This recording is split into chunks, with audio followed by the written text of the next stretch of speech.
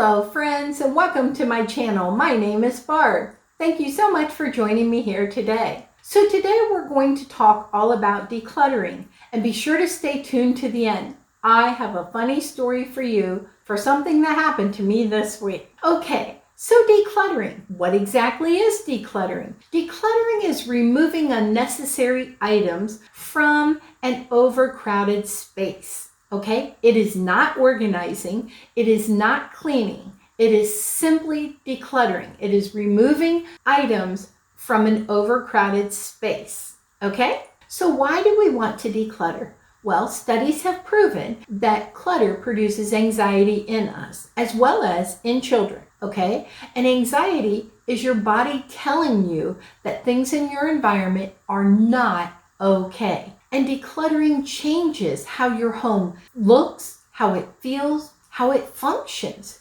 Decluttering truly makes a difference. Your home is not a storage unit. Your home is your haven. Now, Peter Walsh, in his newest book, Lose the Clutter, Lose the Weight, talks about a conversation with a hoarding researcher, and his name is David F. Tolan. And David says that many clients will say to him, if they let go of something without finding a good home for it, they feel they're being wasteful. And by extension, by being wasteful, that makes them a bad person. Now, he says the irony of this is they don't follow up by using the object. So he says creating a landfill in your home does not mean that you are saving the environment. You've just moved the garbage. It's just as wasteful. And for me, that is one of the most profound quotes that I have heard on this subject. Let's talk about how decluttering changes your life. By significantly reducing the inventory in your home, everyday chores become much more manageable because there's so much less to manage. Also, decluttering lowers your stress level and improves your mental health for sure. Now, for those of you like me who don't enjoy housework, you will have less housework. 40% of the housework that we do is just dealing with our clutter. Let it go. Now, these last 2 points, I cannot stress enough. A decluttered home gives you so much peace and freedom. Once you've crossed the line to a simplified home and you've felt and lived in the peace and the freedom that it gives, you will never go back because stuff loses its value. Because the peace and the freedom means so much more to you than stuff ever will again. You'll never go back. Also, you will have more time for the people and the activities that you love because you don't have mounds of clutter and rooms of clutter to deal with. You have more time. And what is the one thing we all want more of? Time. And decluttering your home, simplifying your home will give you more time for the people and activities that you love.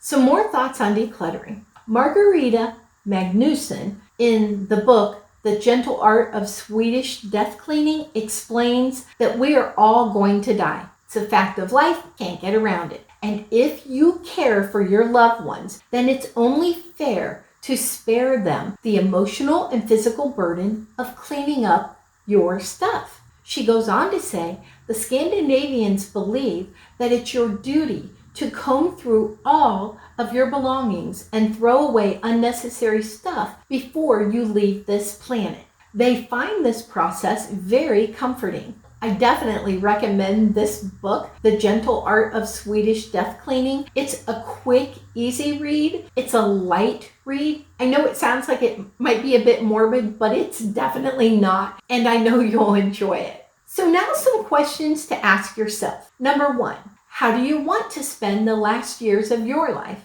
Number 2, does your living space feel peaceful? And number 3, are you ready to let go of the clutter so that you can live in the now and not be looking back at your past messes that still need to be dealt with?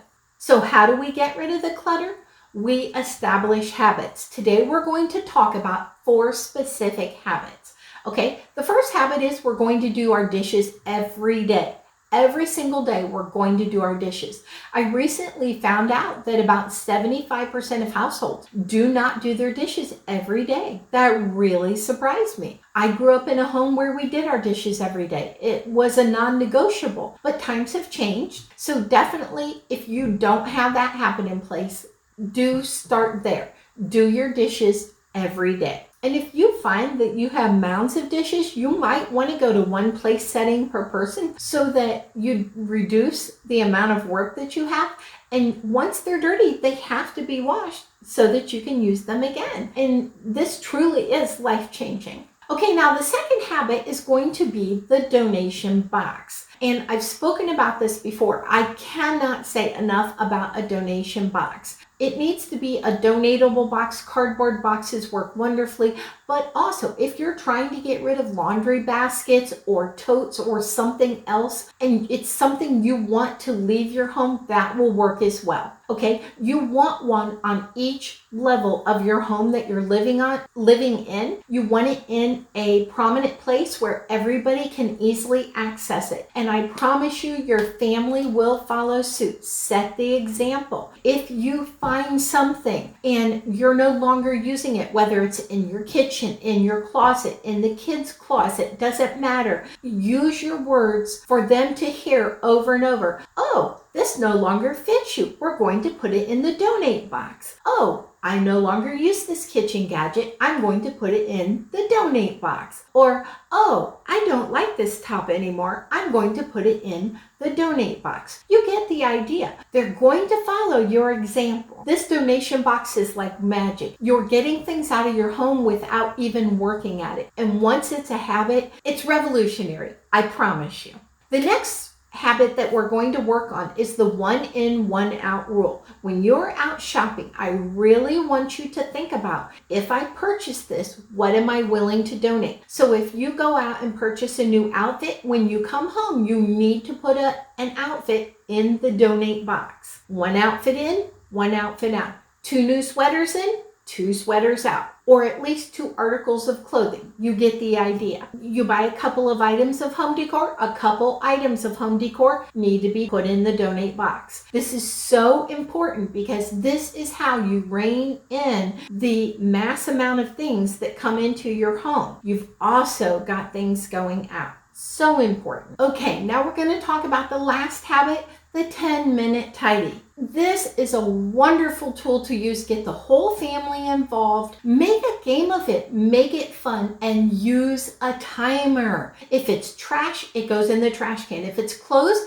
it either goes in their closet or it goes in the hamper. If it's a book, it goes on the bookshelf. Put things away for 10 minutes as fast as you can and count the items as you go and see who can tidy the most things in 10 minutes. It's fun and it gets things done. Also, I can help you. I am a virtual organizer. Go to my website, livingbetterwithbarb.com. Check out my services and see what I have to offer. The first thing I do is set up a free consultation with a client to see what your situation is, what your goals are that you have for that space, and then I come up with a plan to make your goals happen. And we get started, and I use Skype or the Facebook Messenger app, whatever is easiest for you, so that we can communicate back and forth and go over your space together and turn it into the dream space that you want it to be. Thank you so much for joining me here today. I really appreciate you, and I'll see you in the next one. Okay, now, for all of you who stayed to the end,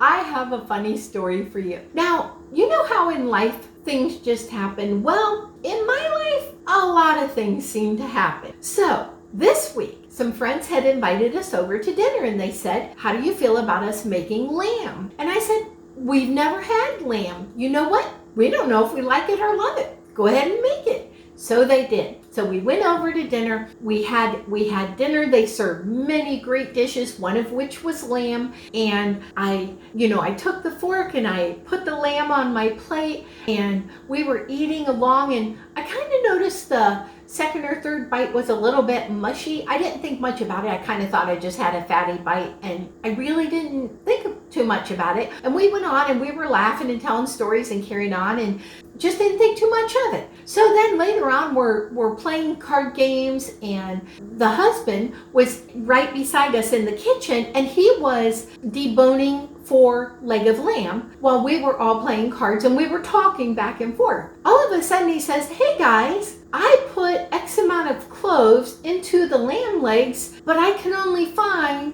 X amount. They're not all here. Did anybody eat some garlic cloves tonight?" And we're all like, "No, we didn't get any garlic. We just had lamb. It was great." And we went about playing our game and carrying on, didn't think another thing of it. So on the way home, I got to thinking and I said to my husband, that second or third bite was a little mushy. I thought maybe I'd eaten a fatty bite or something. I really didn't think about it. You don't think I ate one of the garlic cloves, do you? And he said, "I don't know if you did or not." Well, fast forward to the next morning. I got up. Now I'm going to try to be delicate here. I went and had my morning elimination, and oh my word, the odor. Oh, it brought tears to my eyes.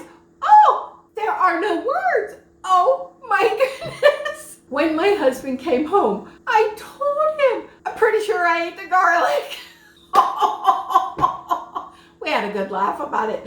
Oh my goodness. Oh, that was quite the experience. So anyway, have you ever had a funny or weird experience with food? Let me know in the comments below. Folks, thanks so much for being here with me today. I'll see you in the next one.